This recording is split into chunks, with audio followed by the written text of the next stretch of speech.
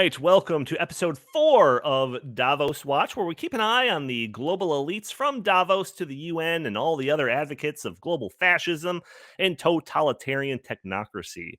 This week, our story comes to my attention from the White House itself. It's a press release titled Fact Sheet. President Biden and Prime Minister Modi host leaders on partnership for global infrastructure and investment. So, as some of you know, and others surely won't, the 2023 G20 Summit took place over the weekend in New Delhi, India. The G20, or Group of 20, is an international forum of economic cooperation and policy coordination composed of the world's major economies. It was established in the late 90s. The countries represented include the United States, the United Kingdom, Saudi Arabia, India, Germany, Brazil, a whole bunch of European countries, and historically China. And I say historically because Xi Jinping was not in attendance this year, but more on that later.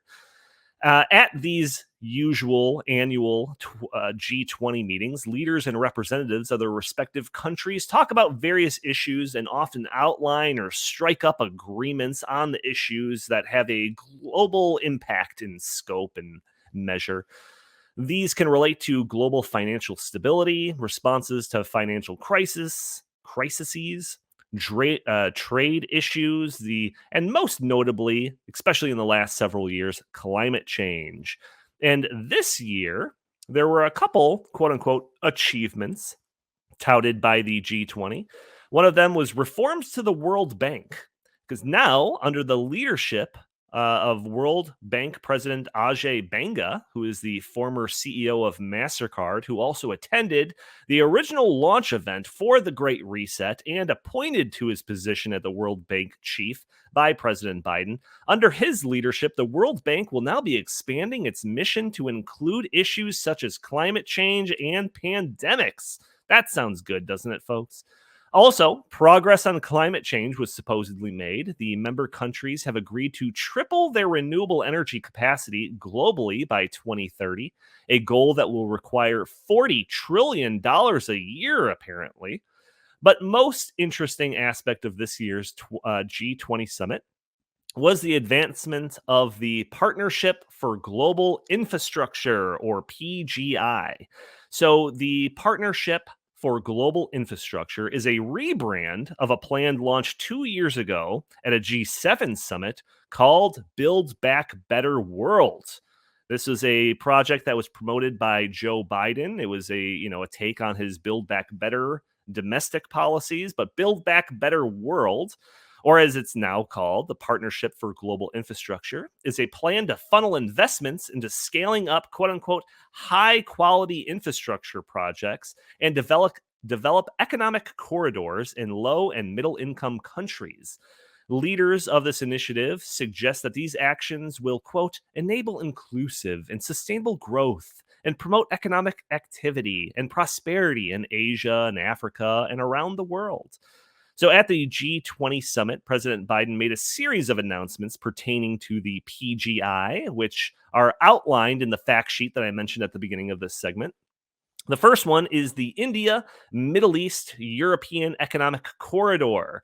The intention of this is to connect India to Europe with the creation of a new rail line and modernizing their existing ports.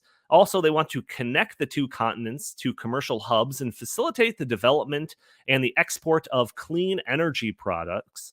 Also, to strengthen trade and manufacturing synergies in the two countries. Development of the Labido, I don't know how to pronounce that, corridor in Africa. This is creating a rail line in Africa connecting Zambia and the Congo to a port in Angola. This is to expand, this is their words, not mine. This is to expand the export possibilities for critical minerals needed for electric vehicles.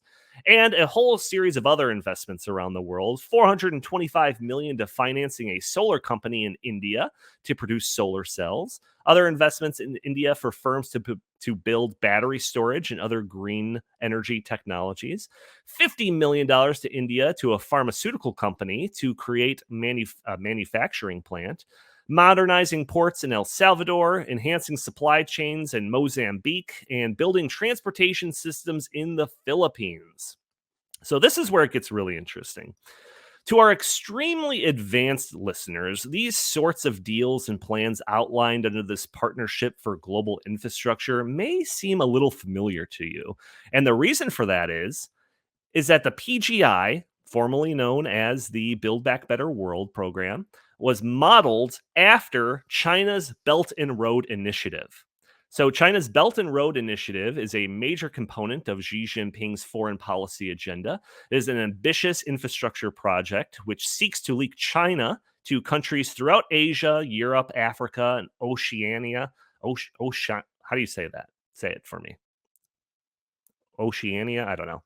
The Belt and Road Initiative has allowed China to establish itself as a stronger regional power, giving China more geopolitical influence. Also, the partnership established under the Belt and Road Initiative grants China access to critical mineral resources throughout the world. China basically goes into a developing country, offers to build up all their infrastructure, build ports and railways, and in return, they gain access to valuable resources.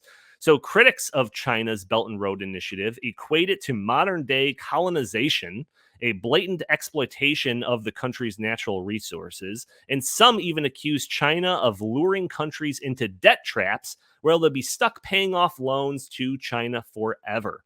Regardless of how nefarious you want to paint this, the Belt and Road Initiative is an ingenious plan to expand the power and influence of China. And the US and the West, seeing the success of the Belt and Road Initiative, wanted to get into the game as well. So they created Build Back Better World, or now as it's called, Partnership for Global Infrastructure. And this isn't just my conjecture here. I have the quotes to back it up. President Biden, after the launch of the Build Back Better World, said, quote, "What's happening is that China has its Belt and Road Initiative, and we think that there's a much more equitable way to provide for the needs of countries around the world." Jake Sullivan, Biden's national security advisor prior to the summit where PGI was relaunched, said, Biden will be launching a partnership for global infrastructure, physical health, and digital infrastructure that we think can provide an alternative to what the Chinese are offering, to the tune of tens and ultimately hundreds of billions of dollars when you add to what our G7 partners are going to do as well. So I have a few more quotes from other experts that talk about the PGI and the Belt and Road Initiative in the same breath. But now I I'm not saying that the United States is trying to achieve the same goals with the partnership for global infrastructure that the Chinese are trying to achieve with their Belt and Road Initiative, but they are. So there's just that. So I believe what we got here is a global economic battle that is shaping up. This looks to me, and granted, I'm no geopolitical expert by any means, but this looks like to me as banner rallying. China is trying to expand their sphere of influence as far and wide as possible and not to be left behind. The United States is doing the same thing, using the same types of strategies. And to this, the seemingly growing tension behind the US and China over Taiwan and Russia that's going on, I feel like we've got some real trouble brewing. And like I mentioned earlier on, Xi Jinping did not attend this year's G20, and this in itself ruffled some feathers. John Feiner, the U.S. Deputy National Security Advisor, told reporters at the summit, quote, "It's incumbent upon the Chinese government to explain why its leader would or would not participate." Feiner continued, "Some have speculated China's absence indicated that it's giving up on the G20 and building an alternative world order, that it will privilege groupings like the BRICS." So this is the situation that we find ourselves in. And these are the plans that are being rolled out by the ruling elites in places like G20 and Davos.